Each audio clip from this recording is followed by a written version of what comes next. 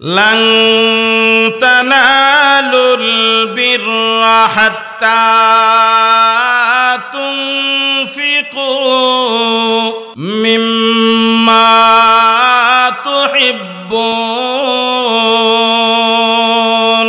ওয়া মা তুনফিকু মিন শাইইন ফাইন্নাল্লাহা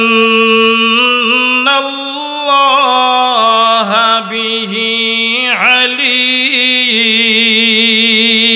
আল্লাহু আকবার।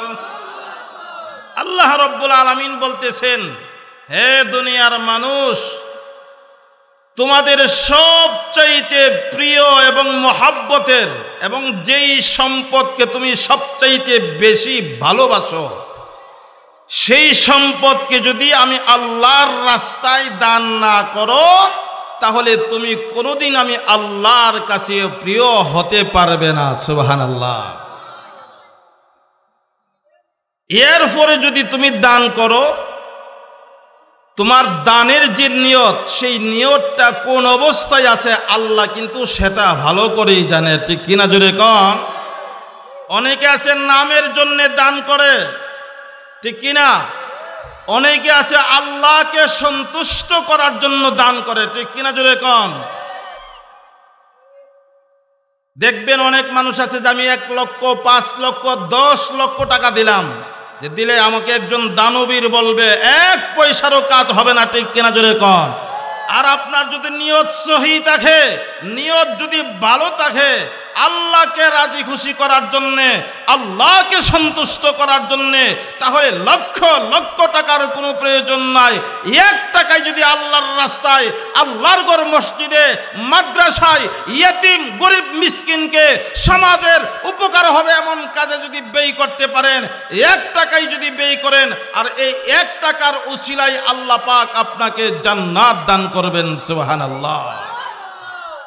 আমার ভাই, এই জন্যই রাসূল হাদিসের মধ্যে বলেছেন, ইন্নামাল আমালু বিন্নিয়াত, অর্থাৎ যে যেই কাজটা করে, যেই নিয়ত করে, আল্লাহ তাআলা সেই নিয়ত অনুযায়ী তাকে ফয়সালা দান করেন, ঠিক কিনা জোরে কোন? আমার ভাইরা, এই জন্য আল্লাহর রাস্তায় বেশি বেশি করে দান করবেন। আল্লাহর রাস্তায় বেশি বেশি করে কেন দান করবেন? আমরা হইলাম আশরাফুল মাখলুকাত, মানব সৃষ্টির সেরা জাতি, কথা বলেন ঠিক কিনা? এই সৃষ্টি সেরা জাতি আল্লাহ আর কাউকে ঘোষণা করেন নাই, মানুষদেরকে ঘোষণা দিয়েছেন, ঠিক কিনা? কুকুর বিড়ালকেও এই ঘোষণাটা দেয় নাই, গরু ছাগলকেও আল্লাহ তাআলা এই ঘোষণাটা দেয় নাই। এই ঘোষণাটা কাকে দিয়েছেন? আশরাফুল মাখলুকাত, অর্থাৎ মানব জাতি আমাদেরকে আল্লাহ দিয়েছেন, ঠিক কিনা জোরে কোন? আমাদেরকে যেমন আশরাফুল মাখলুকাত ঘোষণা দিয়েছেন, ঘোষণা দেওয়ার পরে আল্লাহ পাক আমাদের উপরে বিধানও দিয়েছেন, ঠিক কিনা জোরে কোন? সেই বিধান আল্লাহ আর কাউকে দেয় নাই। এই বিধান একমাত্র আল্লাহ পাক আমাদেরকে দিয়া দুনিয়াতে পাঠাইছেন। এখন এই বিধান মানতে হবে, বিধানের উপরে থাকতে হবে, কথা বলেন ঠিক কিনা? আর বিধানের মধ্যে আল্লাহর হুকুম আহকাম আছে, ইবাদত আছে। সেই ইবাদতের মধ্যেও একটা ইবাদত হচ্ছে আল্লাহর রাস্তায় দান করা, সদকা করা, কথা বলেন ঠিক কিনা? আল্লাহ পাক আপনাকে আমাকে সম্পদ দিয়েছেন। এই সম্পদ কোনো পশু পাখিকে, কোনো গরু ছাগল কুকুর বিড়ালকে আল্লাহ দেয় নাই, ঠিক কিনা জোরে কন? একটা গরুকে কি একখানি জমি দিয়েছেন, নাকি একটা দোকানের মালিক বানাইছেন কোনো গরু ছাগলকে? কাকে বানাইছেন? মানুষকে আল্লাহ বানাইছেন। এই সম্পদ আল্লাহ মানুষকে দিয়েছেন। এই সম্পদ দেওয়ার পরে আল্লাহ আপনার কাছ থেকে, আমার কাছ থেকে কঠিন পরীক্ষাও নেবেন, ঠিক কিনা জোরে কন? কেন পরীক্ষা নেবেন? আল্লাহ বলেন যে আমি যে তোমাকে সম্পদ দান করেছি, সেই সম্পদ পাওয়ার পরে তুমি আমি আল্লাহর এই নিয়ামতের শুকরিয়া আদায় করো কিনা, শুকরিয়া আদায় করো কিনা, এই কথাটা পরীক্ষা করার জন্যে আল্লাহ আমাদেরকে কঠিন কঠিন মুসিবত দান করবেন, ঠিক কিনা জোরে কন? আর এই পরীক্ষায় যদি আমরা পাস করতে পারি তাহলে আল্লাহ পাক আপনার জন্য আমার জন্য আল্লাহর তৈরি জান্নাতকে ওয়াজিব করে দিবেন। সুবহানাল্লাহ জিরে বলেন। সম্পদ দেওয়ার পরে যে আল্লাহ পরীক্ষা করে, এই কথাটা বোঝার জন্য বনি ইসরাইলের একটা ঘটনা বলবো, অসুবিধা হবে? বনি ইসরাইলের 3 জন লোক ছিল। কয়জন? 3 জন লোক একেবারে গরিব ছিলেন, রোগাক্রান্ত ছিলেন। এই 3 জন ব্যক্তিকে আল্লাহ সম্পদ দিয়েছিলেন এবং রোগ থেকে মুক্তি দান করেছিলেন। 3 জন ব্যক্তি থেকে আবার 2 জনের কাছ থেকে এই সম্পদ ছিনায়া নিয়ে গেছে এবং তারা যে অসুস্থ ছিল আবার আগের মতো অসুস্থ বানায়া দিয়েছে। আর একজন লোককে আল্লাহ তাআলা যে রোগ থেকে মুক্তি দান করেছিল সে ভালো আছে এবং যে সম্পদের মালিক বানাইছিল, সম্পদের মালিক বানানোর পরে আগের চাইতে আরো বেশি সম্পদ আল্লাহ তাআলা তাকে দান করেছেন। সুবহানাল্লাহ। এখন 2 লোককে, আর যেই লোক আল্লাহ তাআলার কাছে পরীক্ষায় পাস করছেন এই লোকটাকে আগে বোঝার দরকার আসেনি। বনি ইসরাইল গোত্রের 3 জন লোক, একজনের কুষ্ঠরোগ। কুষ্ঠরোগ চিনেন তো আপনারা? একবারে শরীর যে সাদা থাকে, আসেনি আপনাদের এলাকায়? এই শরীরের জন্য মানুষ কত কিছু করে, কত ধরনের লোশন মাখে, কত ধরনের তেল মাখে শরীরকে সুন্দর করার জন্য, ঠিক কিনা জোরে কোন? এই কুষ্ঠরোগওয়ালার কাছে আল্লাহ তাআলা ফেরেশতাকে পাঠাইলেন। পাঠানোর পরে বলতেছে, হে ভাই, মানুষ রূপে এসেছেন, মানুষ রূপে। ফেরেশতাতে এই কথাটা জানে না। মানুষ রূপে এসে জিজ্ঞেস করে, হে ভাই, তোমার যে শরীরে এই রোগ, সাদা মানে সমস্ত শরীরে একেবারে সাদা হয়ে গেছে, তুমি কি চাও যে তোমার শরীরটা একটু ভালো হয়ে যাক, সুস্থ হয়ে যাক? লোকটা উত্তর দিয়েছে, অবশ্যই আমি চাই। তখন ফেরেশতা বলেছে, তাহলে আমি আল্লাহর কাছে দোয়া করব, দোয়া করার সাথে সাথে তোমার সমস্ত শরীর ভালো হয়ে যাবে। সুবহানাল্লাহ। ও মুসলমান,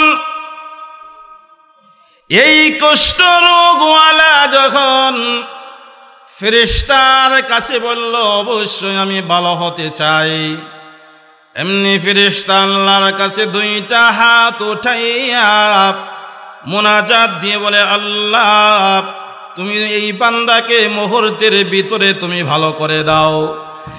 এমনি আল্লাহ রাব্বুল আলামিন ফেরেশতাকে হুকুম দিয়েছে, তোমার হাত এই লোকটার উপরে বুলাইয়া দাও। যেই খালি হাত লোকটার উপরে এইভাবে মাথা থেকে নিয়ে পায়ের তালা পর্যন্ত বুলিয়ে দিলেন, মুহূর্তের ভিতরে এই লোকটার শরীরটা ভালো হইয়া একেবারে যুবকের মতো সুন্দর হয়ে গেছে। এবার যখন কুষ্ঠরোগওয়ালা ভালো হয়ে গেছে, ভালো হওয়ার পরে আবার ফেরেশতা জিজ্ঞেস করে, হে ভাই, তুমি তো অনেক অভাবগ্রস্ত, তোমার তো সম্পদ নাই, কোনো কিছু নাই, তোমার তো এত অভাব, তুমি যদি এখন বলো আমার কাছে, আল্লাহর কাছে দোয়া করার জন্য তোমার সম্পদের দরকার, তাহলে আমি দোয়া করব। তুমি এমন কি সম্পদ চাও, যেই সম্পদের নাম বলবা, সেই সম্পদের নাম ধরে আমি আল্লাহর কাছে দোয়া করব। জোরে বলেন আল্লাহু আকবার।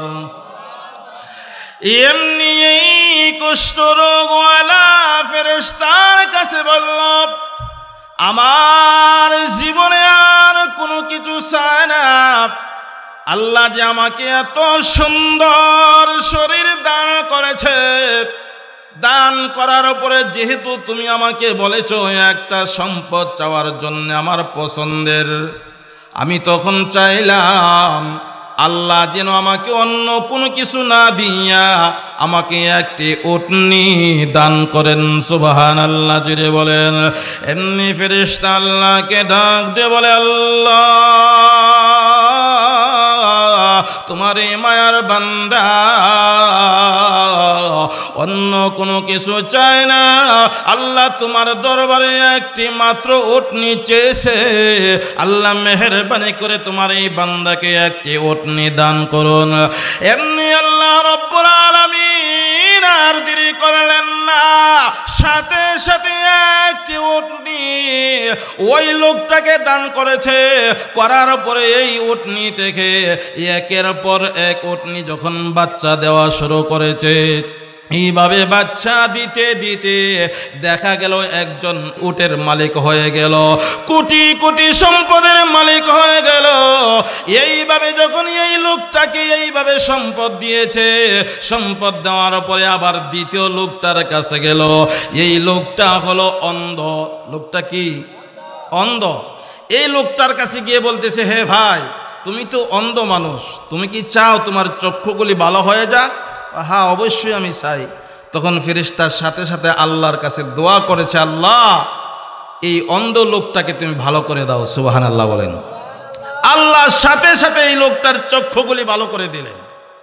ভালো করে দেওয়ার পরে বলতেছে, এখন তুমি কি সম্পদ চাও? আমি অন্য কোনো কিছু চাই না, আমি সম্পদ চাই, শুধু আমাকে একটি গরু দিলেই চলবে। সুবহানাল্লাহ বলেন। আল্লাহ তাআলা তখন সাথে সাথে একটা গাভী দান করলো। এই গাভী যখন দান করেছে, এই গাভী থেকে একের পর এক যখন বাচ্চা দেওয়া শুরু করছে, এইভাবে বাচ্চা দিতে দিতে দেখা গেল একজন গরুর একটা খামারের মালিক হয়ে গেল। সুবহানাল্লাহ জোরে বলেন, আরো জোরে বলেন না সুবহানাল্লাহ।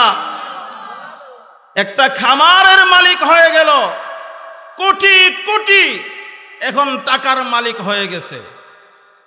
ও মুসলমান, এই পরীক্ষাটা কে করতেছেন? আরো জোরে বলেন না, কে করতেছে? আল্লাহ রব্বুল আলামিন করতেছে। এই অন্ধ লোক আল্লাহর কাছে মোনাজাত করার পরে চক্ষু ভালো হয়ে গেছে, তাকে অনেক বড় এক খামারের মালিক বানায়া দিছে। মালিক বানানোর পরে এর উপরে 3 নম্বরের লোক, যেই লোকটার মাথার মধ্যে কোনো চুল ছিল না, যাদেরকে বলা হয় টাক, ঠিক কিনা জোরে কোন? টাকওয়ালা লোক আসেনি আপনাদের এলাকায়?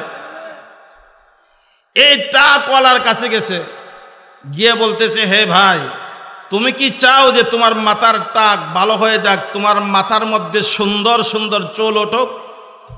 এই লোকটা কি বলবে? অবশ্যই চাই, ঠিক কিনা? কারণ চুলের জন্য আমাদের সমাজের যুবক ভাইয়েরা অনেক কিছু করে। চুলকে কিভাবে সুন্দর করবে, ঠিক কিনা জোরে কন?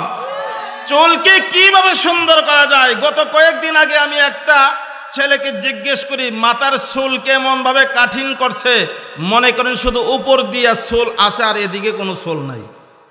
আমি জিজ্ঞেস করি, ভাই তোমার এই অবস্থা কেন? কো হুজুর, এটা তো আপনি বুঝবেন না। ও কেন? কইতে হইল এই জমানার, অর্থাৎ আধুনিক জমানার ফ্যাশন। নাউজুবিল্লাহ বলবেন না? আধুনিক জমানার ফ্যাশন। আরেকটাকে জিজ্ঞেস করলাম, তোমার চুলের এই কাটিং কেন? কো হুজুর, এটার নাম তো বাংলা লিং।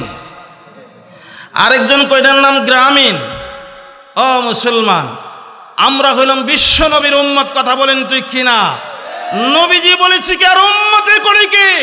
একটা যুবক যদি মাথার চুলগুলি সুন্নত তরিকায় যদি কাটে, আর এই যুবকটা যদি মাথায় একটা টুপি পরিধান করে, আর ফরনে যদি একটা পাঞ্জাবি পরে, দাড়ি যদি লম্বা করে, এরপরে এই যুবক তুমি দাঁড়ায় দেখো আয়নার সামনে তোমার চেহারাটা কত সুন্দর লাগে। কথা বলেন ঠিক কিনা? আল্লাহ তৌফিক দান করুন, সবাই বলুন আমিন। আমার ভাই এই টাকওয়ালার কাছে গেল, তুমি কি চাও তোমার মাথার মধ্যে চুল সুন্দর করে ওঠো? হ্যাঁ, অবশ্যই চাই। তাহলে আমি আল্লাহর কাছে দোয়া করব তোমার চুলগুলি যেন উঠে যায়। ঠিক আছে, করেন। আল্লাহর সাথে কাছে দোয়া করছে।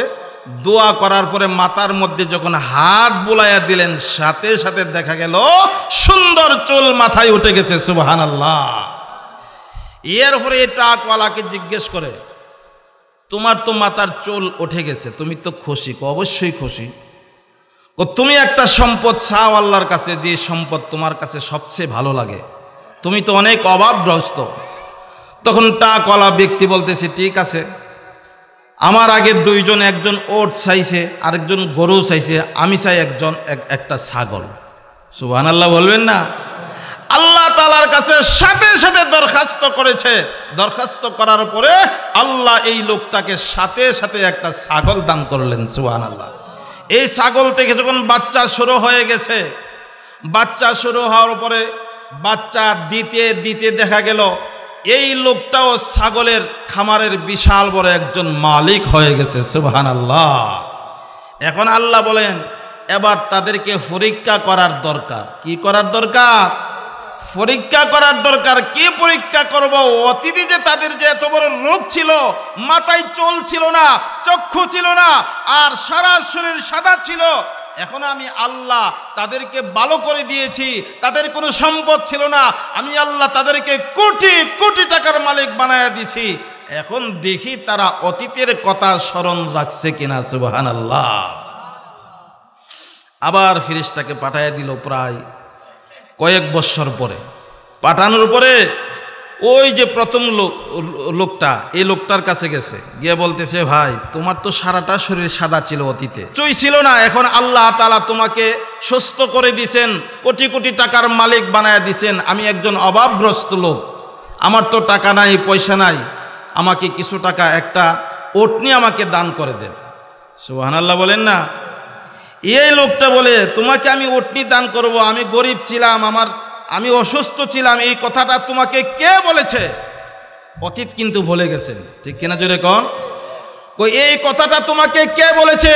আমার বাপ দাদার সম্পদ আগের সেই ছিল, আমি বাপ দাদার পরে সম্পদ, যেই সম্পদ আমি এই সম্পদ এখন পাইলাম, আমি গরিব ছিলাম, কে বলেছে তোমাকে? ও মুসলমান, এই কথা বলার সাথে সাথে আল্লাহ তাআলা তাকে আস্তে আস্তে করে আগের যেই রোগে আক্রান্ত ছিল, সারাটা শরীর যে সাদা ছিল আবার সাদা বানাইয়া দিছে, আর যেই ওটনি ছিল এইভাবে আস্তে আস্তে করে সব ওটগুলি আল্লাহ তাআলা তার কাছ থেকে ধ্বংস করে দিয়েছেন। সুবহানাল্লাহ। দ্বিতীয় লোকটার কাছে গেল। দ্বিতীয় লোককে অন্ধ লোক। অন্ধ লোকটার কাছে যাওয়ার পরে বলতেছে তুমি তো আগে গরিব ছিলা, তোমার চক্ষু ভালো ছিল না, তোমার চক্ষু ভালো ছিল না, তুমি তো রোগে আক্রান্ত ছিলে, আল্লাহ তাআলা তোমাকে ভালো করে দিয়েছেন, সম্পদ দান করেছেন। আমি তো অভাবগ্রস্ত, আমার তো কোনো কিছু নাই, তুমি আমাকে একটা গরু দান করো। এই লোকটা বলল আমি তোমাকে গরু দান করবো, এত বড় গরু, এত টাকার মালিক, তুমি কই থেকে আইছো? আমার বাপ দাদার সম্পদ ছিল, আমার সম্পদ ছিল না, তোমাকে কে বলছে? আমি অন্ধ ছিলাম, তোমাকে কে বলেছে? এই লোকটাকে তাড়িয়ে দেওয়া হলো। ও মুসলমান, তাড়িয়ে দেওয়ার পরে কিছুক্ষণ পরে আল্লাহ তাআলার কাছে যখন দরখাস্ত করেছে, আল্লাহ তাআলা এই লোকটাকেও আবার অন্ধ বানায়া দিয়েছে, আর যত গরু ছিল সব গরুগুলি আল্লাহ তাআলা ধ্বংস করে দিয়েছেন। সুবহানাল্লাহ। তৃতীয় লোকটার কাছে গেল, তোমার মাথায় চুল ছিল না, আল্লাহ তাআলা তোমাকে ধন সম্পদ দান করেছেন, এখন আমি তো অভাবগ্রস্ত, আমাকে কিছু দান করো। তখন এই লোকটা জবাব দিয়েছে, হ্যাঁ তুমি যা বলেছ সব সত্য বলেছ। সুবহানাল্লাহ বলেন না। আমার আগে কিচ্ছুই ছিল না, আমি অভাবগ্রস্ত ছিল, আমার এমনকি আমার মাথার মধ্যে কোনো চুল ছিল না, আল্লাহ তাআলা আমার মাথায় চুল দিয়েছে, আমাকে এত সম্পদের মালিক বানায়া দিয়েছেন। কথা সত্য, অবশ্যই সত্য। এখন তুমি আমার কাছে মাত্র একটা ছাগল চাইতেছো না, একটা ছাগল কেন, তুমি যতক্ষণ পর্যন্ত সন্তুষ্ট না হবে ততক্ষণ পর্যন্ত আমার এই খামার থেকে যত কিছু পারো তুমি আমার এই ছাগলগুলি নিতেই থাকো। সুবহানাল্লাহ। ও মুসলমান, এমনি এই লোকটা ডাক দিয়ে বলে, হ্যাঁ ভাই, যদিও দেখতেছো আমি একজন মানুষ, না না আমি মানুষ না, আল্লাহ তাআলার পক্ষ থেকে এসেছি, আমি আল্লাহর ফেরেশতা। সুবহানাল্লাহ জুড়ে বলেন। তোমাদেরকে কয়েক বছর আগে তোমাদেরকে যিনি চক্ষু ভালো করে দেওয়ার জন্য তোমাদের কাছে এসেছিল, এবং যিনি আল্লাহর কাছে মুনাজাত দিয়েছিল তোমাদের সম্পদের জন্য, সেই লোকটাই আবার তোমাদের কাছে এসেছে এবং আল্লাহ আমাকে পাঠাইছে তোমাদেরকে সম্পদের পরীক্ষা করার জন্যে। আল্লাহ যে তোমাদেরকে সুস্থ করে দিয়েছে আর আল্লাহ যে তোমাদেরকে সম্পদ দান করেছে, এই সম্পদ পাইয়া এই নিয়ামতের শুকরিয়া আদায় করো কিনা আল্লাহ আমাকে তোমাদের কাছে পাঠাইয়া দিয়েছে। এমনিভাবে তোমার আগে আর দুইজনকে এইভাবে পরীক্ষা করেছি, কিন্তু তারা পরীক্ষার মধ্যে পাস করতে পারলো না। এখন তুমি পরীক্ষায় পাস করেছো, তখন আল্লাহ রব্বুল আলামিন এই লোকটাকে যেভাবে সুস্থ ছিল আগের চাইতে আরো সুস্থ বানাইয়া এবং এই সময়ের মধ্যে যত সম্পদ ছিল এর চাইতে আরো বেশি সম্পদ বাড়াইয়া আল্লাহ এই লোকটাকে মুহূর্তের ভিতরে দান করে দিয়েছে। সুবহানাল্লাহ, জোরে বলেন না আমার ভাই। তাহলে বোঝা গেল আল্লাহ তাআলা আমাদেরকে যে সম্পদ দিয়েছেন এই সম্পদ দিয়া আমাদের কাছ থেকে আল্লাহ পরীক্ষা নেবেন, ঠিক কিনা জোরে কন। কারণ আমাদের দেশে মসজিদ মাদ্রাসাওয়ালারা আমাদের কাছে আসবে, আমার কাছে টাকা থাকবে, আমার কাছে পয়সা থাকবে, তখন আমি যখন টাকা দান করব, পয়সা দান করব, তখনই আল্লাহ তাআলার কাছে পরীক্ষায় পাস করব। কথা বলেন ঠিক কিনা। আর টাকা পয়সা দিতে গিয়ে যদি আমি কৃপণতা করি, আমার কাছে যদি ভালো না লাগে, তাহলে বুঝতে হবে যে আমার সম্পদ পাওয়ার পরে এই সম্পদের শুকরিয়া আদায় করলাম না। এই জন্য আল্লাহ যে কোনো মুহূর্তে আপনার কাছ থেকে আমার কাছ থেকে সম্পদ ছিনায়া নিতে পারে, ঠিক কিনা জোরে কন। এই জন্য আল্লাহ বলেছেন লান তানালুল বিররা হাত্তা তুনফিকু মিম্মা তুহিব্বুন ওয়া মা তুনফিকু মিন শাইইন ফাইন্নাল্লাহা বিহি আলিম। আল্লাহু আকবার। আল্লাহ তাআলা আপনাকে আমাকে যে সম্পদ দিয়েছেন এর মধ্যে সবচাইতে আপনার কাছে আমার কাছে যে প্রিয় সম্পদ, এই সম্পদটাই আল্লাহর কাছে দান করতে হবে, ঠিক কিনা আমার ভাইয়েরা। দান করার জন্য সাহাবায়ে কেরাম পাগল পারা হয়ে যাইতেন। নবীজির সাহাবী হযরত আবু বকর রাদিয়াল্লাহু তাআলা আনহু মক্কা নগরীর মধ্যে সবচাইতে বড় সম্পদওয়ালা ছিল। ওই আবু বকর রাদিয়াল্লাহু তাআলা আনহু আল্লাহকে সন্তুষ্ট করার জন্য, নবীকে সন্তুষ্ট করার জন্য, ইসলামকে প্রতিষ্ঠিত করার জন্য আবু বকর রাদিয়াল্লাহু তাআলা আনহুর সমস্ত সম্পদগুলি আল্লাহর রাস্তায় একে একে দান করে দিয়েছিল। সুবহানাল্লাহ, জোরে বলেন। এই জন্যই তো তাদের মর্যাদা, তাদের সম্মান আল্লাহর কাছে বেশি, ঠিক কিনা জোরে কন। দুনিয়ার মধ্যে থাকা অবস্থায় 10 জন সাহাবী জান্নাতের সার্টিফিকেট পেয়েছেন, এর মধ্যে প্রধান হলো আবু বকর রাদিয়াল্লাহু তাআলা আনহু। সুবহানাল্লাহ। রাসূল সাল্লাল্লাহু আলাইহি সাল্লাম যখন একদিন মসজিদের নববীর সামনে রুমাল বিছায়া বলতেছে, ও আমার সাহাবীরা, তোমরা কে কোথায় আছো? এই রুমালের মধ্যে তোমরা যে যতটুকু পারো তোমাদের তৌফিক অনুযায়ী দান করো, যুদ্ধের ময়দানে যাব। সুবহানাল্লাহ বলেন। এমন সময় আবু বকর রাদিয়াল্লাহু তাআলা আনহু দেখে বলতেছে, নবীজিকে কোনো সময় দেখলাম না এইভাবে চাদর বিছায়া বসতে। এমন ভাবে একটা দৌড় মারছে বাড়ির দিকে। সুবহানাল্লাহ বলবেন না। দেখে সহ্য করতে পারে নাই, বাড়িতে দৌড়ায় গেছে, গিয়ে বলতেছে, হে বেবি, বাড়িতে কি আছে তাড়াতাড়ি করে আমার কাছে দাও। ও কেন? নবীজি চাদর বিছায়া মসজিদের নববীর সামনে বসে গেছে, হ্যাঁ, কার কতটুকু সম্পদ আছে তৌফিক অনুযায়ী দেওয়ার জন্য। সুবহানাল্লাহ বলেন। মুসলমান, আবু বকর রাদিয়াল্লাহু তাআলা আনহুর স্ত্রী ডাক দিয়ে বলেন, হে স্বামী, ঘরের মধ্যে এমন কিছু নাই যে আমি আপনার হাতে ধরব আর নবীজির কাছে গিয়ে দান করবেন। এর আগেই তো সব কিছু আপনি আল্লাহর রাস্তায় দান করেছেন। এর উপর বিবি বলতেছে, হ্যাঁ স্বামী, ঘরের ভিতরে কিছু আসবাবপত্র আছে, এগুলি সব নিয়ে যান। তখন আবু বকর রাদিয়াল্লাহু তাআলা আনহু ঘরের আসবাবপত্র গাঁঠি বাইদা মাথায় করে লইয়া যখন রওনা করেছে, এমন সময় আবু বকর রাদিয়াল্লাহু তাআলা আনহুর পিছন থেকে ওনার স্ত্রী ডাক দিয়ে বলে, হে স্বামী, আপনি ঘরের ভিতর থেকে সব কিছু মাথায় লইয়া চলে যাইতেছেন আল্লাহর নবীর দরবারে, আপনি কি আমাকে এই বরকত থেকে বঞ্চিত করবেন? ও স্বামী, মেহেরবানি করে আমাকেও শরীক করেন। এমনি আবু বকর ডাক দিয়ে বলেন, আর কোনো কিছু তো নাই, তুমি কি দিয়ে শরীক হইবা?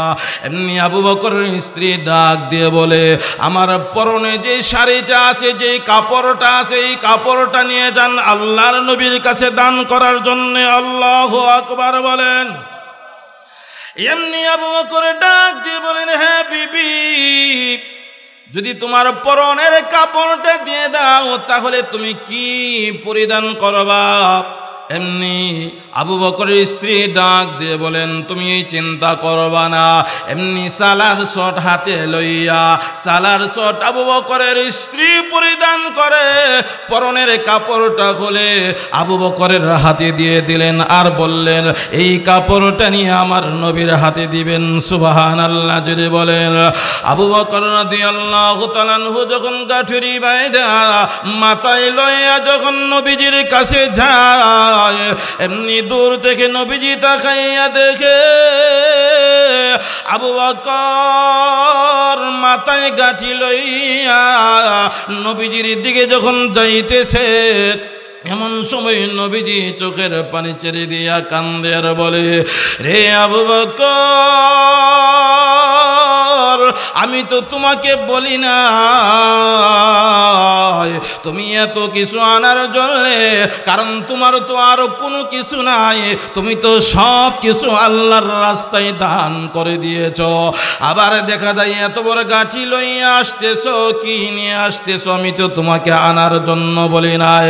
এমনি আবু বকর ডাক দিয়ে বলেন, ইয়া রাসূলুল্লাহ, ওগো নবীজি, আপনিও যদিও আমাকে বলেন নাই, আমি কোনোদিন দেখি নাই আপনি চাদর বিছাইয়া আল্লাহর রাস্তায় কোনো কিছু চাইতে। আজকে যখন চাদর বিছাইয়া বসে গেছেন, আমি আর সহ্য করতে পারলাম না। আল্লাহু আকবার জোরে বলেন। আমি আর সহ্য করতে পারলাম না, এই জন্য দৌড়াই আমি বাড়িতে গিয়েছি, আমি সব কিছু নিয়ে এসেছি। ঠিক এই মুহূর্তে আল্লাহর পক্ষ থেকে নবীজির দরবারে জিবরাইল হাজির হয়ে গেছেন। সুবহানাল্লাহ জোরে বলেন। এবার জিবরাইল হাজির হইয়া বলতেছেন, ইয়া রাসূলুল্লাহ, ওগো নবীজি, আপনি আপনার আবু বকরকে জিজ্ঞেস করেন ওই বাড়ি থেকে যে সব কিছু নিয়ে এসেছে, এবার বাড়িতে ওনার জন্য, ওনার স্ত্রীর জন্য, বিবি বাচ্চার জন্য কি রেখে এসেছে। এমনি নবীজির জিবরাইলের কথা শুনে জিজ্ঞেস করেন, ও আবু বকর, আমি তো জানি তুমি আল্লাহর রাস্তায়, আমি নবীর কথা শুনে সব কিছু দান করেছো, তোমার বাড়িতে কিছু নাই, এর উপরে যুদ্ধই ছিল, তুমি সব কিছু নিয়ে এসেছ। এখন আমি তোমাকে বলি, তোমার বাড়িতে কি রেখে এসেছো? এমনি আবু বকর জবাব দিয়েছেন, ইয়া রাসূলুল্লাহ, আমার বাড়িতে এখন আর কোনো কিছু নাই, তবে আমি আমার বাড়িতে রেখে এসেছি আমার আল্লাহ এবং আল্লাহর নবীকে। জোরে বলেন আল্লাহু আকবার। আরো জোরে বলেন আল্লাহু আকবার। যে আমি আমার বাড়িতে রেখেছি আল্লাহ এবং আল্লাহর নবীকে। সুবহানাল্লাহ জোরে বলেন। ভাইয়েরা আমার, আবু বকর যখন এই জবাব দিয়েছে, দেওয়ার পরে এমন সময় নবীজি জিবরাইলকে তাকায়া দেখে ওই জিবরাইলের পরনের মধ্যে অন্যান্য সময় জান্নাতি কাপড় থাকত, কত সুন্দর পোশাক থাকত, কিন্তু ওই দিন তাকায় দেখে আবু বকর রাদিয়াল্লাহু তাআলা আনহু সব কিছু দান করার কারণে পরনের কাপড় পর্যন্ত নাই, সালার শট দিয়া খেজুরের কাঠা দিয়া সালার শটকে সেলাই করে পাঞ্জাবি বানাইয়া পরতেন। তখন এমন সময়ের মধ্যে জিবরাইল আলাইহিস সালাতু ওয়াস সালাম সালার শট দিয়া পোশাক বানাইয়া জিবরাইল এই সালার শট পরে আল্লাহর নবীর সামনে হাজির হয়েছে। আল্লাহু আকবার জোরে বলেন। এমনি জিবরাইলকে নবীজি জিজ্ঞেস করে, জিবরাইল আমার আবু বকর সব কিছু দান করার কারণে সালার শট দিয়া পাঞ্জাবি বানাইয়া পরে এসেছে আমি বুঝলাম, কিন্তু আজকে তুমি কেন আমার সামনে এই সালার শট দিয়া পাঞ্জাবি বানাইয়া আমার সামনে হাজির হয়েছ, এর কারণটা কি আমি একটু জানতে চাই। এমনি জিবরাইল ডাক দিয়ে বলেন, ইয়া রাসূলুল্লাহ, ওগো নবীজি, আমি আপনার সামনে সব সময় ভালো পোশাক পরিধান করে আপনার সামনে হাজির হয়, আজকে কেন আমি এই সালার শট পরে আমি আপনার সামনে হাজির হয়েছি, আর কারণটা হলো আপনার সাহাবী আবু বকর রাদিয়াল্লাহু তাআলা আনহু সব কিছু আল্লাহর রাস্তায় দান করার পরে সালার শট দিয়া খেজুরের কাঠা দিয়া সেলাই করে পাঞ্জাবি পরে আপনার সামনে হাজির হয়েছে। আর এই সালার শটের পাঞ্জাবিটা আল্লাহর কাছে এত পছন্দ হয়েছে, আল্লাহ পছন্দ করে আজকের দিনে মহান আল্লাহ সমস্ত ফেরেশতাদেরকে এই সালার শট পরার অনুমতি দিয়েছে। সুবহানাল্লাহ জোরে বলেন না। ও মুসলমান, এবার চিন্তা করে দেখুন আবু বকর রাদিয়াল্লাহু তাআলা আনহুর উপরে আল্লাহ কত রাজি খুশি হয়ে গেছে। কেন রাজি খুশি হয়ে গেছে? একমাত্র আল্লাহর জন্য সব কিছু বিলিয়ে দিয়েছেন। কথা বলেন ঠিক কিনা? আল্লাহর জন্য আপনি বিলিয়ে দিবেন, আল্লাহও সব কিছু আপনার জন্য বিলিয়ে দিবে। কথা বলেন ঠিক কিনা? ভাই মুসলমানও বলতেছিলাম, এইভাবে সাহাবায়ে কেরাম আল্লাহর জন্য সব কিছু বিলায়া দিতেন, আল্লাহ তাদের জন্য সব কিছু বিলায়া দিতেন। এখন যদি আমরাও যদি আল্লাহর জন্য সব কিছু বিলায়া দিতে পারি, তখন আল্লাহ আমাদের জন্য সব কিছু বিলায়া দিবেন। কথা বলেন ঠিক কিনা? কিন্তু শর্ত হলো আল্লাহকে রাজি খুশি করতে হবে, আল্লাহর নবীকে রাজি খুশি করতে হবে।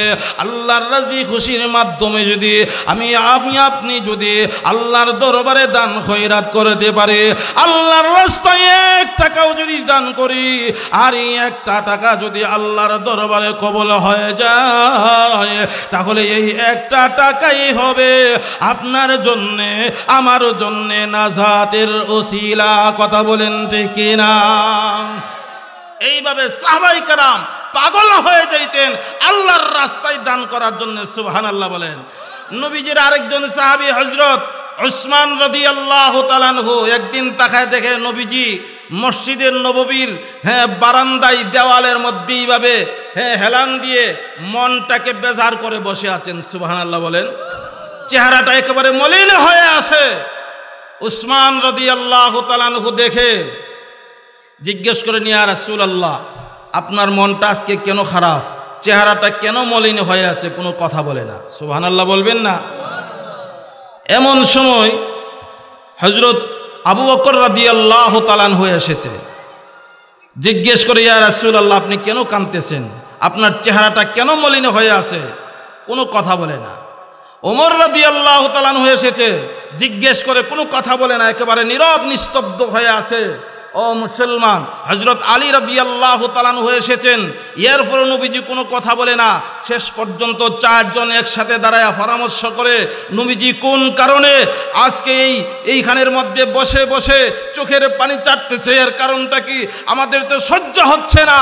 ও মুসলমান, ওমর রাদিয়াল্লাহু তাআলা আবার গেছে রাসূলের কাছে, ইয়া রাসূলুল্লাহ, আপনি মেহেরবানি করে আমার কাছে বলুন, আপনাকে এই দেশের কোন কাফের বেঈমান আপনাকে কি বলেছে? মেহেরবানি করে আমি ওমরের কাছে বলুন, আমি বেঈমানের কল্লা হাতে লইয়া আপনার সামনে চলে আসবো। সুবহানাল্লাহ বলেন। নবীজি কোনো কথা বলে না, শেষ পর্যন্ত আবার গেলেন হযরত উসমান গনি রাদিয়াল্লাহু তাআলা আনহু। উসমান গনি রাদিয়াল্লাহু তাআলা আনহুকে নবীজি অনেক আদর করতেন, মহব্বত করতেন। এই আশা লইয়া আবার নবীজির দরবারে হাজির হয়েছে। হাজির হয়ে বলতেছেন, ইয়া রাসূলুল্লাহ, আপনি না আমাকে অনেক মহব্বত করেন, আমাকে অনেক ভালোবাসেন। হ্যাঁ, আজকে আপনি ওই তাকায় দেখুন, আপনার সাহাবী আবু বকর, আপনার সাহাবী ওমর, আপনার সাহাবী আলী রাদিয়াল্লাহু তাআলা আনহু তারা কাঁদতেছে। আপনার এই অবস্থাটা দেখে আপনি আমাকে এত মহব্বত করেন, ভালোবাসেন, মেহেরবানি করে আমার কাছে বলুন, আপনি কেন কাঁদতেছেন, আপনি কেন চিন্তিত, এর কারণটা আমি একটু জানতে চাই। সুবহানাল্লাহ বলেন। নবীজি এমনি দুইটা টোট খোলে বলতেছে, হে উসমান, তুমি কি আমার কলিজা ঠান্ডা করতে পারবা? আল্লাহু আকবার বলতেন না? ও মুসলমান, এমনি নবীজি ডাক দিয়ে বলেন, রে আমার সাহাবী উসমান, শোনো, আমি কেন আজকে এত পেরেশান, আমার চেহারাটা মলিন হয়ে আছে, আমি কেন এখানে বসে বসে চোখের পানি চারতেছি, এর কারণটা হলো, তুমি কি পারবা ওই যে মক্কা নগরীর মধ্যে ওই মানুষ মাত্র একটা বিশুদ্ধ পানির একটা কুয়া আছে, এই কুয়া থেকে এই দেশের মানুষ সবাই পানি পান করে। এই কুয়ার মালিক হলো একজন ইহুদি। ওই ইহুদি আজকে ঘোষণা দিয়েছেন এবং এই কুয়ার পাশে একটা নোটিশ টাঙায়া দিয়েছে, আর বলে দিয়েছে মুসলমান ব্যতীত অন্য মানুষ যারা আছে সবাই পানি পান করতে পারবে, আর মুসলমান যারা আছে এই কুয়া থেকে কেউ পানি পান করতে পারবে না। আজকে এই খবরটা তোমাদের কাছে এখনো পর্যন্ত আসে না, আমি নবীর কাছে এসেছে। এই জন্য আমি বসে বসে চিন্তা করতেছি, একমাত্র মুসলমান হওয়ার অপরাধে তাদেরকে পানির নিষিদ্ধ করা হয়েছে। কত ছোট ছোট বাচ্চা আছে, এই বাচ্চাগুলিরও পানির দরকার লাগে। কত মহিলা মা বোনেরা আছে, কত মুসলমান ভাইয়েরা আছে, আমার সাহাবায়ে কেরাম আছে। আজকে যদি তাদের পানির প্রয়োজন হয় তাহলে তারা কোথায় দেখে পানি পান করবে? আমি এই টেনশনে এখানে বসে বসে চোখের পানি চারতেছি আর কাঁদতেছি। তুমি পারবে এই কুয়াটা খরিদ করে আমি নবীকে খোয়ার মালিক বানায়া দিতে? জোরে বলেন আল্লাহু আকবার। যে এখানে এই ঘোষণাটা দিয়েছে ওই উসমান গনি রাদিয়াল্লাহু তাআলা আনহু এমন লাজুক সাহাবী ছিলেন, কোনোদিন জোরে জোরে হাঁটতেন না, আস্তে আস্তে করে হাঁটতেন। নবীজি যখন এই কথাটা বলেছে, তুমি কি পারবে এই কুয়ার মালিক বানাইয়া আমাকে দিতে পারবে, এই কথাটা বলার সাথে সাথে উসমান গনি রাদিয়াল্লাহু তাআলা আনহু এমন একটা দৌড় দিয়েছে, যেই দৌড়ের কারণে অন্যান্য সাহাবায়ে কেরাম আশ্চর্য হয়ে গেছে। আমরা কোনোদিন ওই উসমানকে দেখে নাই জোরে হাঁটতে, আজকে এত বড় দৌড় কেন মারলো? এমনি টান দিয়া যখন ধরতে চাইল, এমনি ওসমান রাদিয়াল্লাহু তাআলা আনহু বলতেছেন, আমাকে ধরবা না, আমাকে রহমত থেকে বরকত থেকে বঞ্চিত করবা না। এই কথা বলে শুধু দৌড়াইতে থাকে, দৌড়াইতে থাকে। এইভাবে দৌড়াইতে দৌড়াইতে ওই কুয়ার মালিক ইহুদির বাড়ির পাশে দাঁড়াইয়া গেছে। দাঁড়াইয়া ডাক দিয়ে বলতেছে, রে কুয়ার মালিক, ঘরের ভিতরে আসো কিনা, জলদি করে বের হয়ে আসো। এমনি ওই কুয়ার মালিক ইহুদি লোকটা ঘর থেকে বের হইয়া জিজ্ঞেস করে, কি হয়েছে, তোমার কেন ডাকতেছ? এমনি উসমান গনি ডাক দিয়ে বলে, রে কুয়ার মালিক, আমি এসেছি তোমার এই কুয়াটাকে ক্রয় করার জন্যে, তুমি কি কুয়াটা ক্রয় করবা? এমনি ওই ইহুদি বলতেছে আমি ক্রয় করব, অবশ্যই বিক্রি করব, অবশ্যই বিক্রি করব, কিন্তু এইখানে শর্ত আছে। সুবহানাল্লাহ বলবেন না? শর্ত আছে। শর্ত কি? কুয়ার মালিক ইহুদি লোকটা বলতেছে জীবনের সুযোগ যা। এই ওসমান রাদিয়াল্লাহু তাআলা বলতেছে যে তোমার যত টাকা লাগে, যত সম্পদ লাগে বলবা, টাকার বিনিময়ে হইল তোমার এই কুয়াটাকে আমি ক্রয় করেই ছাড়ব। যদি এই কথা বলে এই সুযোগ পাইয়া সুযোগের সৎ ব্যবহার করব কিনা, ঠিক কিনা? আপনারা করবেননি? মনে করেন আপনাদের এই জায়গাটার দাম মাত্র 5 লক্ষ টাকা, আর ঢাকা গুলশানে একটা জায়গা আছে, ওই জায়গাটার দাম হলো 10 কোটি টাকা। যদি আপনাকে এইখানের মধ্যে ওই 10 কোটি টাকার মালিক যদি বলে যে এই জায়গাটা যে কোনো মূল্যে, যে কোনো টাকার বিনিময়ে হলেও আমাকে এই জায়গাটা দিতেই হবে, তখন আপনি বলবেন কি জীবনের সুযোগ যা, ঠিক না? তখন আপনি দাবি করবেন কি আপনার ঢাকার গুলশানের বাড়ির যে ওই 10 কোটির জায়গাটা আছে, ওই 10 কোটির জায়গাটা যদি আমাকে দিয়ে দাও তাহলে আমি এই জায়গাটা দিয়ে দিব। সুযোগ পাইলে এমন কথা বলবেন নি আপনারা? ঠিক তেমনি ভাবে ওই ইহুদি লোকটা উসমান গনি রাদিয়াল্লাহু তাআলা আনহুকে বলতেছে, ইহুদি লোকটা বলতেছে জীবনের সুযোগ যা। হে উসমান গনি রাদিয়াল্লাহু তাআলা আনহু, তোমার সবচাইতে বড় সম্পদ একটা খেজুর বাগান আছে। কি আছে? খেজুর বাগান। সবচাইতে মহব্বতের জিনিস, দামি সম্পদ। কারণ আল্লাহ তো এই আয়াতের মধ্যে বলেছেন মহব্বতের জিনিস, ঠিক কিনা? উসমান গনি রাদিয়াল্লাহু তাআলা আনহুর সবচাইতে বড় সম্পদ ছিল দামি সম্পদ। ওই ইহুদি লোকটা বলতেছে ওই যে তোমার খেজুর বাগানটা দামি সম্পদ, এবং এই খেজুর বাগানে পানি সেচ দেওয়ার জন্য যে জায়গাটা আছে, এই জায়গাটা সহকারে তুমি আমাকে দিয়ে দিবা, আর এর বিনিময়ে তোমাকে আমি কুয়াটা দিয়ে দিব। সুবহানাল্লাহ। উসমান গনি রাদিয়াল্লাহু তাআলা আনহু বলেছেন ঠিক আছে, আর দেরি করিও না, এই মুহূর্তে আমি আমার এই খেজুর বাগানটা তোমাকে দিয়ে দিলাম, কাগজ করো, এই মুহূর্তে তোমাকে আমি কাগজ করে দেব। সুবহানাল্লাহ যিনি বলেন। কাগজ করলেন, করার পরে ঠিক আছে কুয়াটাও আমার নামে লিখে দেন। কি বললেন? কুয়াটাও আমার নামে লিখে দেন। দুটোটা চুক্তি হয়ে গেল। চুক্তি হওয়ার পরে বলতেছে হে ইহুদি শোনো, কুয়ার মালিক শোনো, তুমি যদি বলতা আমার জীবনের সব কিছু দিয়ে হলেও আজকে আমি এই কুয়াটাকে ক্রয় করে আমার নবীর কলিজাকে ঠান্ডা করতাম, আমার নবীর কলিজাকে ঠান্ডা করতাম। জোরে বলেন আল্লাহু আকবার। ও মুসলমান, এবার কুয়ার মালিক হইয়া এই কাগজটা হাতে লইয়া নবীজির দরবারে আবার হাজির হয়ে গেলেন।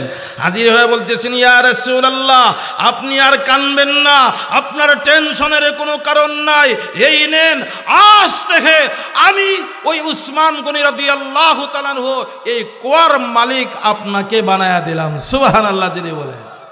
সাথে সাথে নবীজি এই কুয়ার মালিক হইয়া একটা কাগজ, নোটিশ ওই কুয়ার পারে টানায়া দিলেন, ঘোষণা দিয়ে দিলেন, হে আরবের লোকেরা তোমরা সবাই শোনো, আজ থেকে এই দেশের মধ্যে যত মানুষ আছে, শুধু মুসলমান নয়, ইহুদি নাসারা খ্রিস্টান তোমরা বেধর্মী যারা আছো, সকলের জন্য আমি নবী এই কুয়াকে উন্মুক্ত করে দিলাম। সুবহানাল্লাহ।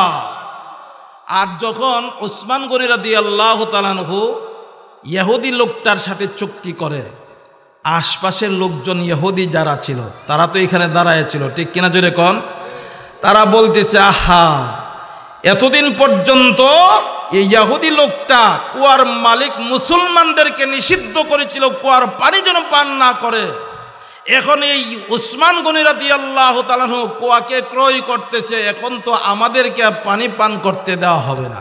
তারা চিন্তা করতেছে যে খালি নবীজি এই কাগজটা টানায় দেওয়া হলো যে এই দেশের সকল মানুষ কাহারও জন্য নিষিদ্ধ নয়, সবাই এই কুয়া থেকে পানি পান করার জন্য আমি নবী উন্মুক্ত করে দিলাম। সুবহানাল্লাহ যিনি বলেন। নবীজির এই উদারতা দেখে সাথে সাথে এইখানের যত ইহুদি ছিল তারা কালিমা পড়ে মুসলমান হয়ে গেছে। সুবহানাল্লাহ যিনি বলেন।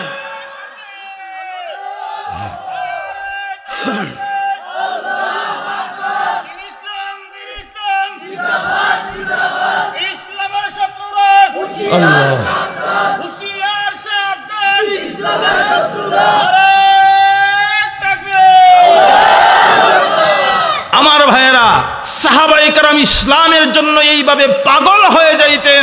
নবীজির সাহাবী হযরত আলী রাদিয়াল্লাহু তাআলা আনহুর স্ত্রী ছিল হযরত ফাতেমা রাদিয়াল্লাহু তাআলা আনহা। কথা বলেন ঠিক কিনা? ফাতেমা রাদিয়াল্লাহু তাআলা আনহা একদিন অসুস্থ, স্বামীকে বলতেছে, হে স্বামী, আমি তো কোনো কিছু খাইতে পারি না, আমার মুখে কোনো রুচি নাই, তবে আমার মনে চাইতেছে একটা আনার ফল, ডালিম যাকে বলা হয়, ডালিম। আপনারা কি বলেন? আনার। আনার খাইতে মনে চাইতেছে। আলী রাদিয়াল্লাহু তাআলা আনহুর হাতে তো কোনো টাকা পয়সা নাই। তখন আলী রাদিয়াল্লাহু তাআলা আনহুর কাছে যখন এই কথা বললেন, বলার পরে ঘর থেকে বের হয়ে গেলেন।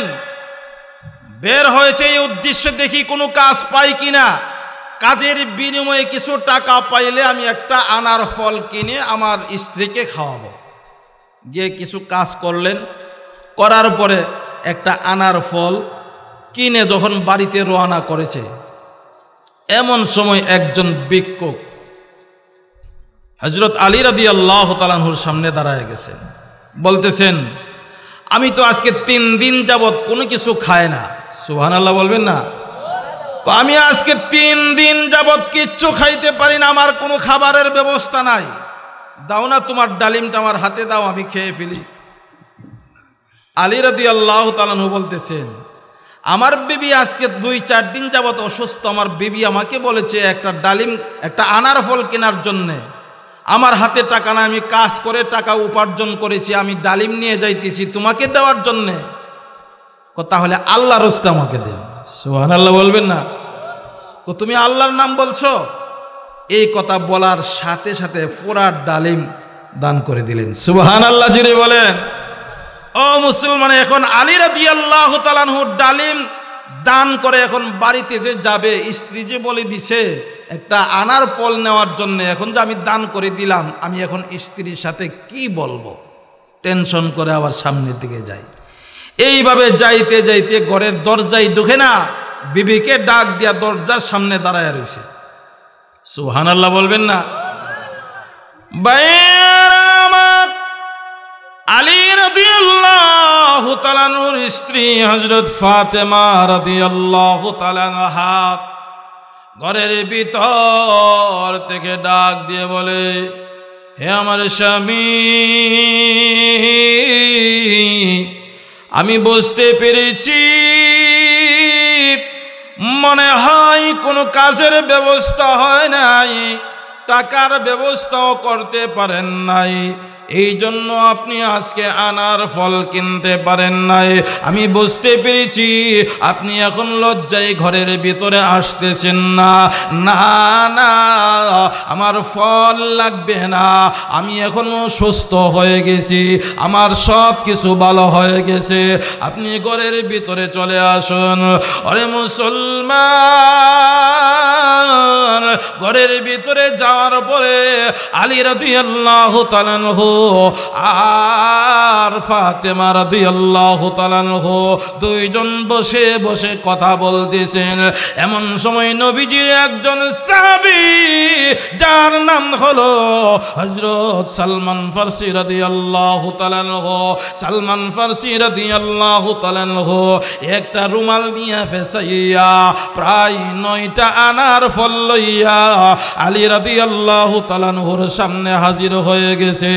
হাজির হয়ে বলতেছে, রে আলী, বিশ্ব নবী মুহাম্মদুর রাসূলুল্লাহ সাল্লাল্লাহু আলাইহি সাল্লাম তোমাদের জন্য 9টা আনার ফল আমার হাতে দিয়া তোমাদের জন্য পাঠাইয়া দিয়েছে, এই নাও তোমাদের জন্য 9টা আনার ফল দিয়ে দিলাম। এমনি আলী রাদিয়াল্লাহু তাআলা আনহু 9টা আনার ফল হাতে লইয়া বলতেছে, না না 9টা হবে না, আরো একটা বাকি আছে, এই ফলটা কোথায় আমাকে দিয়ে দাও। সুবহানাল্লাহ, জোরে বলে। 9টা কেন? 10টা আনার ফল আমার জন্য বরাদ্দ হয়ে গেছে। সুবহানাল্লাহ বলবেন না? আপনি 9টা কেন দিলেন? না, নবীজি তো 9টা দিছে। তোমাকে আমি 9টা দিলাম।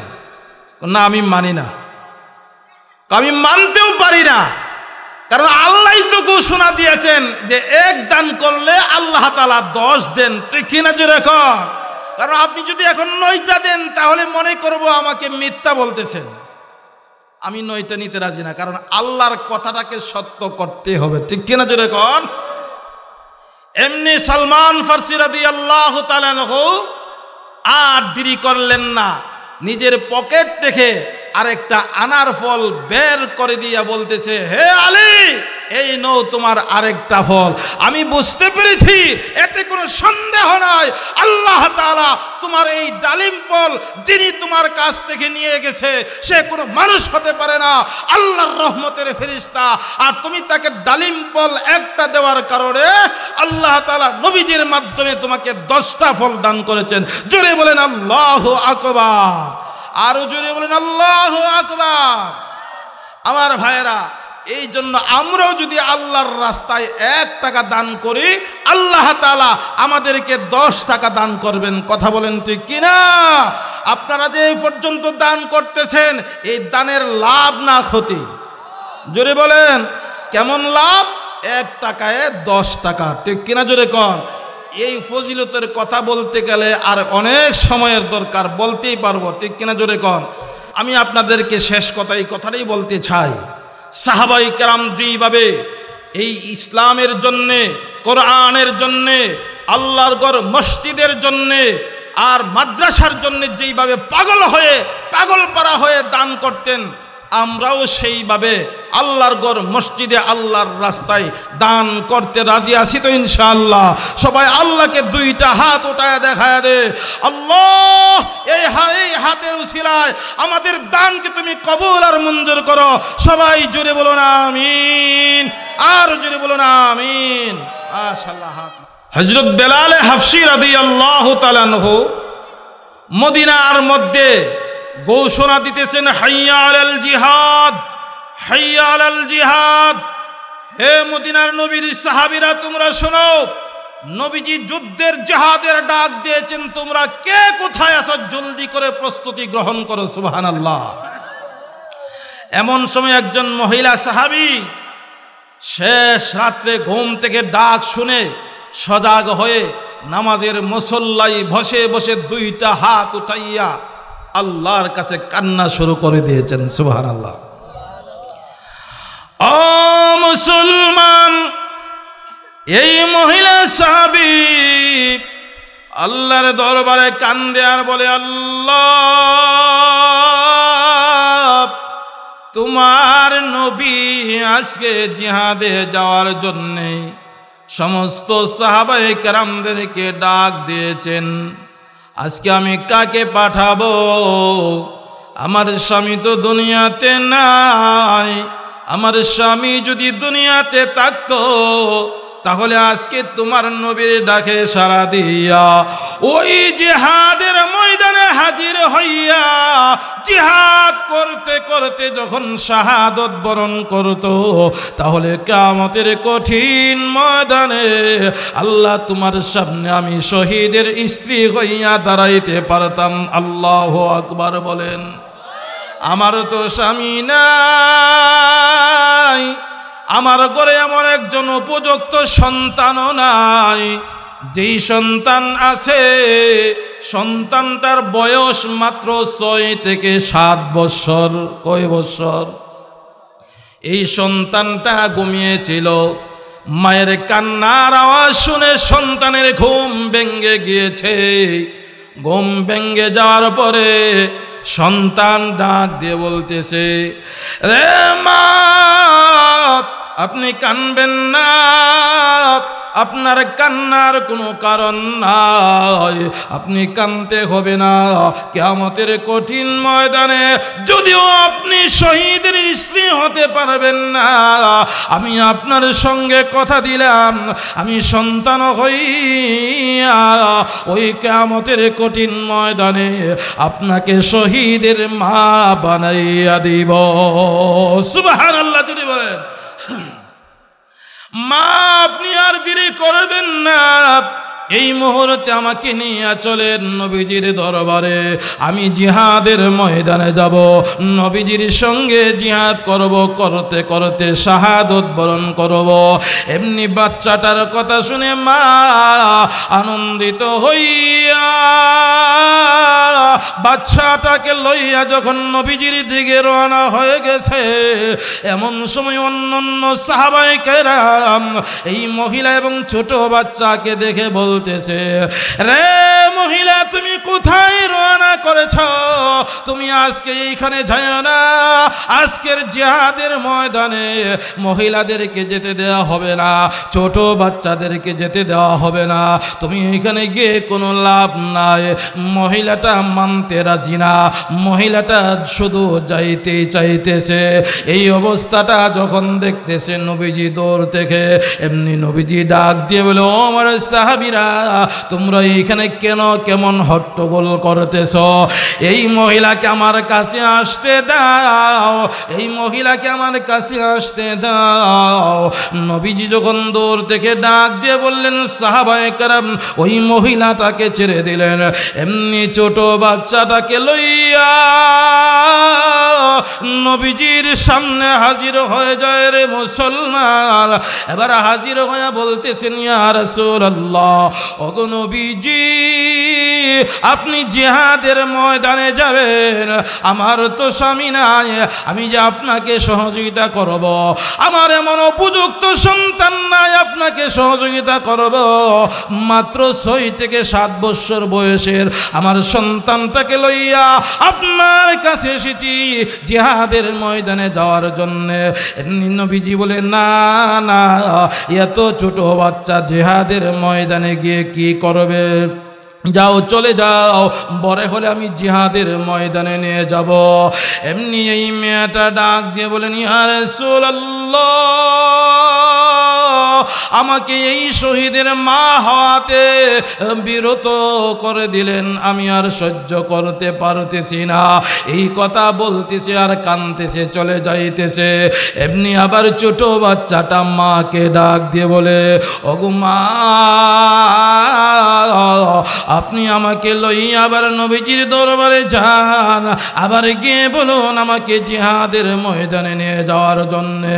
এমনি আবার মা দৌড়াইয়া গেলেন আর বললেন, ইয়া রাসূলুল্লাহ, ওগো নবীজি, আপনি মেহেরবানি করে আমার সন্তানটাকে জিহাদের ময়দানে নিয়ে যান। তখন রাসূল বলতেছেন, তোমার বাচ্চাটা গিয়ে কি করবে? এমনি মেয়েটা বলতেছে, আপনাকে যখন তীর মারবে বেঈমান কাফেরের গোষ্ঠীরা, এমন সময় আপনি আমার সন্তানটাকে ঢাল হিসেবে ব্যবহার করবেন, যাতে করে আপনার উপরে তীরের আঘাত না লাগে, আমার সন্তানের পিঠের মধ্যে তীরের আঘাত লেগে আপনি যেন হিফাজত থাকতে পারেন। জোরে বলেন আল্লাহু আকবার। এমনি নবীজি বলে, না না, আমি তোমার সন্তানের জন্য দোয়া করে আল্লাহ তাআলা হায়াত বাড়ায় দেখ, তুমি এখন চলে যাও তোমার সন্তানটাকে লইয়া। এমনি আবার সন্তানটা বলতেছেন, ইয়া রাসূলুল্লাহ, আমি আপনার সঙ্গে একটু কথা বলতে চাই, আমাকে অনুমতি দেন। সুবহানাল্লাহ যদি বলেন। এই বাচ্চাটা আবার বলতেছেন, ইয়া রাসূলুল্লাহ, আমি দেখেছি বাড়িতে যখন আমার মা চুলার ভিতরে আগুন ধরায়, তখন তাকায়া দেখি চুলার ভিতরে প্রথমে বড় কোনো লাকড়ি দেই না, ছোট লাকড়ি অর্থাৎ একটা মেসের কাঠি দিয়া আগুনটা ধরায়া দে। ঠিক তেমনি ভাবে বাচ্চাটাও বলতেছেন, ইয়া রাসূলুল্লাহ, ওগো নবীজি, আপনিও জিহাদের ময়দানে, আমি ছোট বাচ্চাটাকে জিহাদের আগুনটা জ্বালায়া দেন। সুবহানাল্লাহ। ও মুসলমান, এমন সময় জিবরাইল আলাইহিস সালাতু ওয়াস সালাম নবীজির সামনে হাজির হয়ে গেছেন। বলতেছেন, ইয়া রাসূলুল্লাহ, ওগো নবীজি, আজকে জিহাদের ময়দানে যাওয়ার জন্য আপনি যে লিস্ট তৈরি করেছেন, সেই লিস্টের মধ্যে যদিও আপনি আপনার সাহাবায়ে কেরামদের নাম উঠাইছেন আর ছোট বাচ্চাটার নামটা আপনি উঠাইছেন না, কিন্তু আল্লাহ রাব্বুল আলামিনও আজকের এই জিহাদের যত সৈনিক হবে, যত সাহাবায়ে কেরাম যুদ্ধে অংশগ্রহণ করবে, তাদের নাম আল্লাহ তাআলা লিস্টের মধ্যে উঠাইছেন, কিন্তু সর্বপ্রথম আপনার এই ছোট বাচ্চা সাহাবীর নামটা এক নম্বরে আল্লাহ উঠায়া দিয়েছেন। জোরে বলেন আল্লাহু আকবার। আরো জোরে বলেন না আল্লাহু আকবার। আমার ভাইরা, এই জন্য আমি বলেছিলাম, যদি আপনি আল্লাহ তাআলার রাস্তায় টাকা দিয়েই হোক, মাল দিয়েই হোক, নিজের জীবনটা দিয়ে হোক, যদি আপনার অন্তর থেকে যদি করেন, তাহলে আল্লাহ তাআলা সাথে সাথে কবুল করে নেন। ঠিক কিনা জোরে কোন? ছোট বাচ্চা সাহাবীটা জীবন দেওয়ার জন্য মুখ থেকে, জবান থেকে বলেছে নাকি অন্তর থেকে বলেছে? অন্তর থেকে বলার কারণে আল্লাহ তাআলা এই বাচ্চাটার মর্যাদা এত বৃদ্ধি করে দিয়েছেন, আসমানের মধ্যে আল্লাহ তাআলার লিস্টের মধ্যে এক নম্বরে বাচ্চাটার নাম উঠায়া দিয়েছেন। জোরে বলেন আল্লাহু আকবার। এই জন্য আমরা আল্লাহর রাস্তায় যতই দান করব, একটা শর্ত হলো খলিসিয়ত, ইখলাসিয়ত থাকতে হবে। ঠিক কিনা জোরে কর? এই জন্য আমি একটা হাদিস পড়েছিলাম, মান বানা লিল্লাহি মসজিদাম বানাল্লাহু লাহু বাইতান ফিল জান্নাহ। সুবহানাল্লাহ বলবেন না? এখন হইল ওয়াজের শেষ ফিনিশিং। মান বানা লিল্লাহি মসজিদাম বানাল্লাহু লাহু বাইতান ফিল জান্নাহ।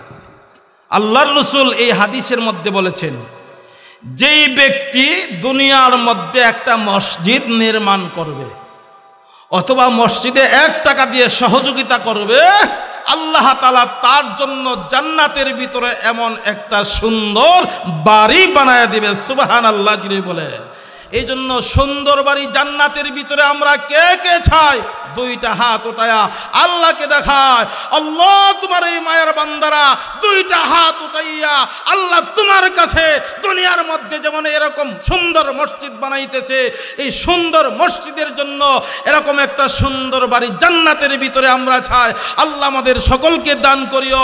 সবাই জোরে বলুন আমিন, আর জোরে বলুন আমিন। আশা